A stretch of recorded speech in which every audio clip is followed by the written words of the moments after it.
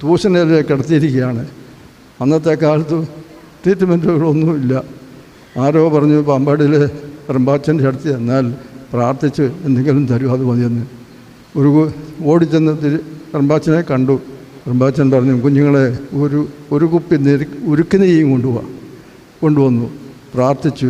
അതുകൊണ്ട് ഈ കോഴിത്തൂലുകൊണ്ട് ഈ ദേഹം മുഴുവൻ തൂത്തു. പൊള്ളത് എവിടെയാണെന്ന് പോലും അറിയത്തില്ല.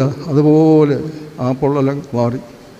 ആ നെയ്യ് അത് തീരുന്ന തമ്മിൽ മണ്ണാട് ദേശത്ത് ആർക്കെങ്കിലും പൊള്ളിയാൽ അവിടെ കൊണ്ടുപോകും, കൊടുക്കുക. അങ്ങനെ ജീവിതത്തിൽ വിശുദ്ധിയും സ്നേഹവും പരിപാകതയും നിലനിർത്തി ദൈവത്തോട് അടുത്ത് വരുന്ന എല്ലാ മക്കൾക്കും ദൈവം നമ്മളറിയാത്ത കൃപകൾ ചൊരിഞ്ഞു കൊടുക്കുന്നുണ്ട്.